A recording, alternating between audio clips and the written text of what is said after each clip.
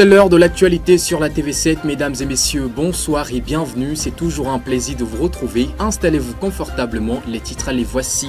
Nous parlons technologie, le Togo ambitionne améliorer son positionnement dans le classement mondial de préparation à l'intelligence artificielle, un objectif certes louable, mais des défis persistent, on en parlera dans un instant. Puis alors que l'industrie des oléagineux en Afrique de l'Ouest continue à être confrontée à de nombreux défis à l'instar des barrières douanières et de la concurrence déloyale, les directeurs généraux de l'AIFO ont adopté des stratégies pour redynamiser l'industrie, le compte rendu à suivre dans un instant.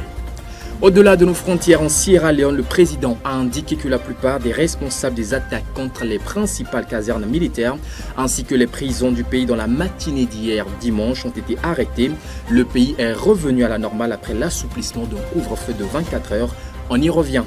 Puis plusieurs dizaines de milliers de Marocains ont manifesté hier dimanche à Casablanca, la capitale économique du pays, en soutien au peuple palestinien. Ils appellent à un cessez-le-feu permanent dans la bande de Gaza et à la suspension des relations établies fin 2020 avec Israël. C'est donc les grandes lignes de cette édition. Restez avec nous, les détails c'est tout de suite. Rebonsoir et bienvenue. Avec 43,9% en 2022, l'urbanisation s'accélère davantage au Togo avec plusieurs dispositions prises par les autorités de tutelle. Cependant, ce progrès remarquable soulève d'importants défis, qu'ils soient environnementaux, sociaux et bien d'autres. Quels en sont les enjeux? On fait le point avec ce reportage signé Claire Gagnon. L'accélération de l'urbanisation au Togo pose d'importants défis, particulièrement dans les centres urbains comme la capitale Lomé. Cette transformation rapide, bien qu'elle ait indéniablement contribué à la croissance économique, entraîne des problématiques telles que la disparité dans la distribution des emplois, l'insécurité et le manque d'infrastructures routières adéquates. Parallèlement, l'urbanisation génère d'énormes défis environnementaux et socio-économiques, incluant le changement climatique, la pollution, les embouteillages et la rapide expansion des bidonvilles. L'émigration vers ces zones urbaines, motivée par la quête d'opportunités économiques et d'une vie meilleure, intensifie ces enjeux. Une analyse approfondie de ces réalités souligne l'impératif de politiques ciblées et d'actions concrètes pour équilibrer le développement urbain, tout en atténuant ses impacts négatifs sur l'environnement et la société. Au Togo, diverses initiatives ont été mises en place pour contrôler et orienter l'urbanisation en faveur d'un développement durable, améliorant ainsi les conditions de vie des habitants et assurant une croissance urbaine équilibrée. Parmi ces initiatives figurent le projet d'infrastructure et de développement urbain et le nouveau code de l'urbanisme et de la construction, pour n'en nommer que quelques-uns. Nous parlons technologie à présent. Le Togo vise à améliorer sa position dans le classement mondial de préparation à l'intelligence artificielle. L'ambition présente certes des avantages, mais des défis persistent, de même que des préoccupations liées à la confidentialité des données, mais également à la perte d'emploi. Des mesures devront donc être prises, et c'est ce que rapporte Promise Pomegbe et Félicité Chapla dans le reportage qui suit. Processus d'imitation de l'intelligence humaine se reposant sur la création et l'application d'algorithmes exécutés dans un environnement informatique dynamique, l'intelligence artificielle IA s'installe de plus en plus dans différentes sphères.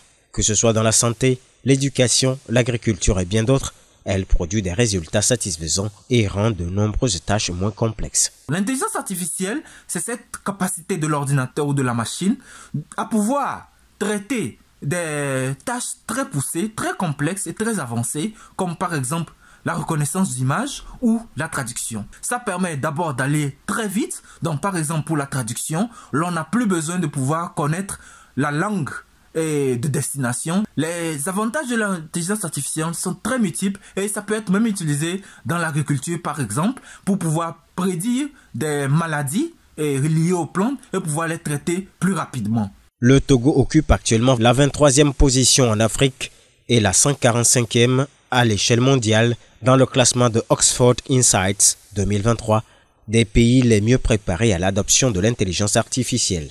Le pays ouest-africain veut se propulser dans le top 5 en Afrique, une ambition qui demande à ce que des dispositions soient prises favorisant l'entrepreneuriat technologique, développant des politiques incitatives et encourageant la recherche collaborative. C'est une très bonne vision, une ambition louable qu'a notre pays d'exceller dans ce domaine. Et je pense que c'est une nécessité pour tout pays qui veut accélérer son développement d'adopter les nouvelles technologies pour y arriver.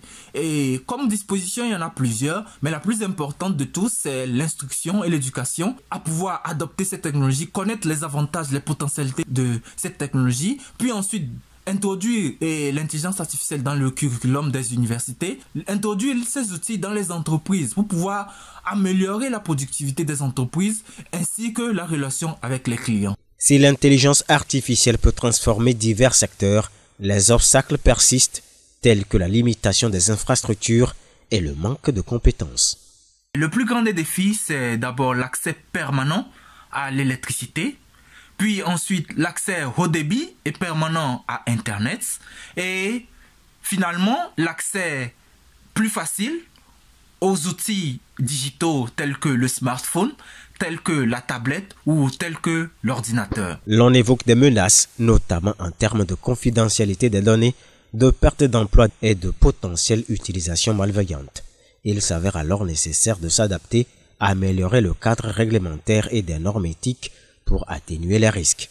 Rappelons que le Togo se prépare à accueillir une semaine dédiée à l'intelligence artificielle en mars 2024. Tournons-nous à présent vers le secteur éducatif avec les multiples réformes introduites dans le dit secteur au fil des années. De plus en plus de filles sont scolarisées. Cependant, un progrès significatif qui semble ralenti par des normes socio-culturelles. Voici les précisions de Gloire Lodonou sur le sujet. Au Togo, l'éducation des filles est confrontée à de nombreux obstacles socioculturels et économiques qui limitent leur accès à l'école et leur réussite scolaire. Parmi ces obstacles, l'on peut citer les normes et pratiques sexistes, les mariages et les grossesses précoces, les violences en milieu scolaire, le manque d'infrastructures et de matériel adapté ou encore le faible taux d'alphabétisation des femmes. Face à ces défis, le gouvernement togolais et ses partenaires ont mis en place des initiatives visant à promouvoir l'éducation des filles et à réduire les inégalités de genre. Parmi ces initiatives, l'on peut mentionner la réduction des frais de scolarité des filles, l'élimination des stéréotypes sexistes dans les manuels scolaires et le soutien aux écoles communautaires. L'on distingue également la suppression des frais scolaires dans le préscolaire et le primaire, la lutte contre les grossesses et les violences en milieu scolaire, la création de clubs d'excellence et de bourses pour les meilleures filles, la mise en place de clubs de filles et de mères pour promouvoir les modèles valorisants ou encore le développement de l'apprentissage à distance pour les élèves en situation de handicap. Ces efforts ont permis d'améliorer le taux de scolarisation et d'achèvement des filles, notamment au niveau primaire où le Togo occupe la première place dans l'espace UEMOA. Cependant, il reste encore beaucoup à faire pour assurer l'égalité des chances et la qualité de l'éducation pour toutes les filles au Togo. L'industrie des oléagineux en Afrique de l'Ouest fait face à des défis majeurs, notamment les barrières douanières et la concurrence déloyale des huiles importées d'Asie. Lors de la récente Assemblée générale de l'AIFO, les directeurs généraux ont adopté des stratégies pour lutter contre ces problèmes et ceci afin de redynamiser l'industrie. On voit le compte-rendu avec ce reportage signé Jessica Rallo. L'industrie des oléagineux en Afrique de l'Ouest fait face à des défis qui entravent son développement compétitif et moderne. Les barrières douanières entre les pays de la région et l'invasion du marché sous-régional par des huiles importées d'Asie sont parmi les principales préoccupations. Les directeurs généraux des unités industrielles de l'Association des industriels de la filière oléagineuse, l'AIFO, ont adopté des stratégies visant à lutter contre la concurrence déloyale. Thierry Awesso, premier vice-président de l'AIFO et PDG de la nouvelle industrie des oléagineux du Togo Nyoto, a souligné l'urgence d'agir pour assainir l'environnement industriel et commercial. Les recommandations formulées lors de la rencontre ont été accueillies favorablement par le Togo qui s'est engagé à y accorder une attention particulière.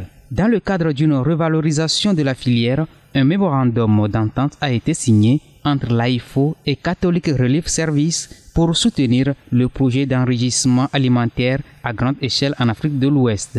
Cette initiative vise à renforcer la coopération technique entre les sociétés industrielles des pays de l'UEMOA et à contribuer à la réduction de la pauvreté dans la région.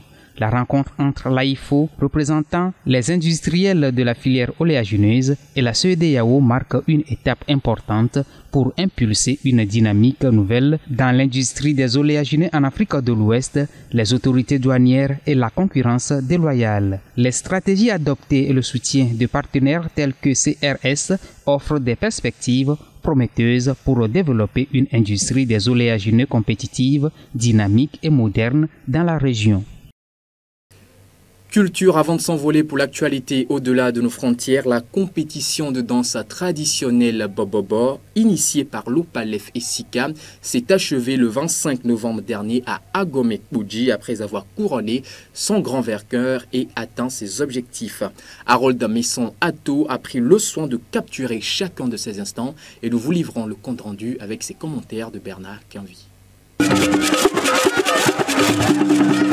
Après des mois d'effervescence et de compétition acharnée, la compétition de danse traditionnelle Bobobo a atteint son apogée lors de la grande finale le 25 novembre 2023 sur le terrain de football d'Agomekbouji. Cette compétition, organisée par l'Observatoire panafricain du leadership féminin au PALEF et le Cercle d'initiative citoyenne pour le challenge et le changement en Afrique SICA, a été plus qu'une simple célébration de la danse traditionnelle. Placée sous le thème « Femmes, développement socio-culturel local », la sensibilisation et la conscientisation par Bobobo, elle a rassemblé les autorités et la population locale dans le but de promouvoir la culture et de renforcer la cohésion sociale. Dès le lancement le 17 juin dernier, la compétition a attiré l'attention de la population en réunissant des participants de diverses localités pour célébrer la richesse de la culture à travers la danse traditionnelle. Alors que la compétition progressait, les équipes Kekeli de Kebotwe, Ntifafa de Kebo à Glodome, Amenweve de Tove à Hwadjo et Novici de Tove Djibé se sont distingués par leur talent exceptionnel, se hissant jusqu'à la finale. La finale, tant attendue, a permis de voir émerger Novici Bobobo en impressionnant le public et les juges. Cette compétition de danse traditionnelle Bobobo n'a pas seulement couronné un vainqueur, les activités parallèles ont permis de former des femmes de la région, mais également permis de reconnaître la danse comme vecteur de la promotion de la culture et la création de liens communautaires.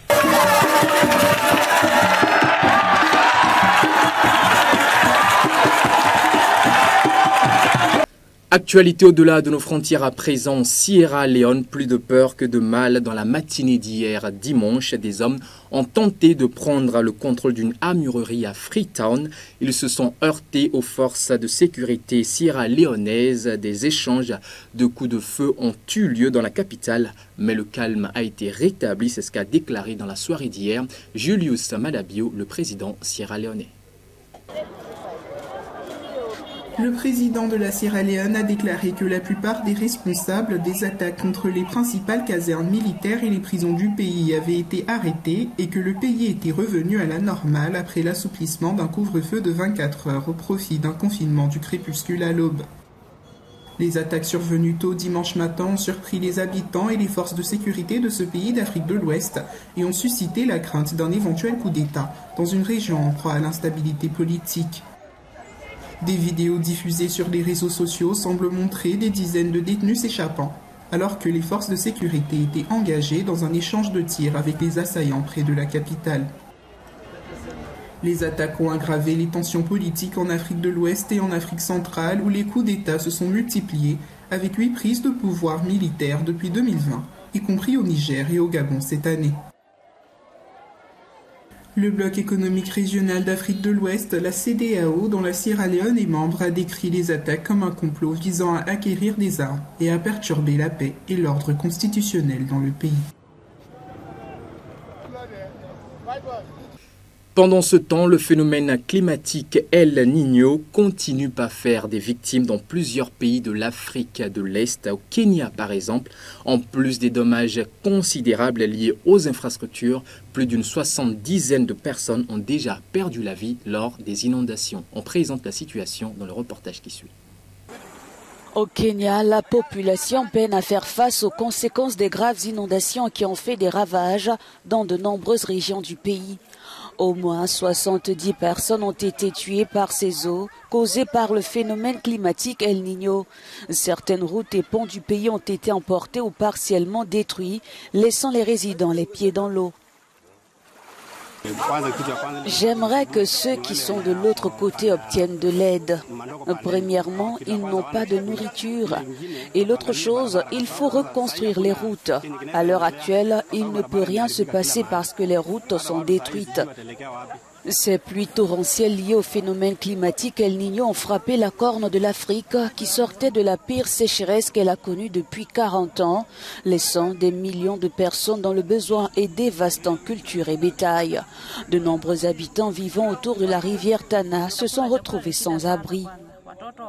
Avoir de la nourriture est un véritable problème, mais Hier, Casablanca, la capitale économique du Maroc, a été le théâtre d'une manifestation de milliers de Marocains en soutien au peuple palestinien. Ils ont réclamé un cessez-le-feu définitif dans la bande de Gaza et ont dénoncé la normalisation des relations diplomatiques entre le royaume chérifien et Israël. Retour sur l'événement. Plusieurs dizaines de milliers de Marocains ont manifesté dimanche à Casablanca, la capitale économique du pays, en solidarité avec le peuple palestinien, appelant à un cessez-le-feu permanent dans la bande de Gaza et à la suspension des relations établies fin 2020 avec Israël.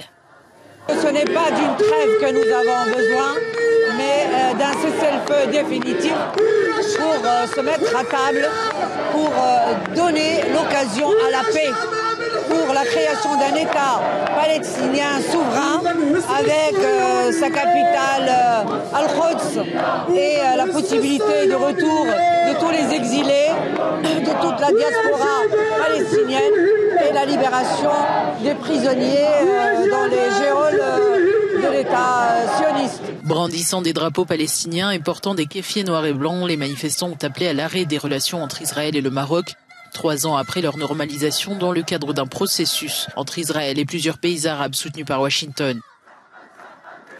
Et parlant justement du conflit israélo-palestinien, depuis vendredi, une trêve de 4 jours a été conclue entre Israël et le Hamas avec des échanges de prisonniers palestiniens et d'otages israéliens. Les échanges se sont poursuivis hier dimanche, mais également ce lundi. La trêve entre Israël et le Hamas, qui a permis la libération d'otages de prisonniers et une aide d'urgence dans la bande de Gaza, entame ce lundi sa 4e et dernière journée, sur fond de pourparlers pour la prolonger. En Israël, un hélicoptère militaire rapatriait encore des otages libérés par le Hamas ce dimanche. Les otages sont bien arrivés et ont été admis discrètement à l'hôpital où ils ont retrouvé leurs proches et ont commencé une évaluation médicale menée par le personnel de l'hôpital avec sensibilité et dévouement. Au total, 117 prisonniers palestiniens détenus dans des prisons israéliennes ont été libérés, dont 39 dimanche soir. Ils sont en majorité des adolescents comme Nashed, heureux de pouvoir à nouveau embrasser sa mère.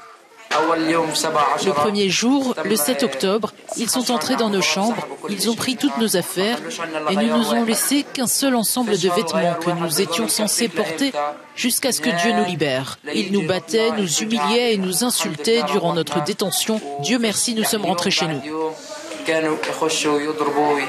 La trêve a offert un répit aux Gazaouis, mais la situation humanitaire dans le territoire est dangereuse et les besoins sans précédent, a alerté l'agence de l'ONU pour les réfugiés palestiniens.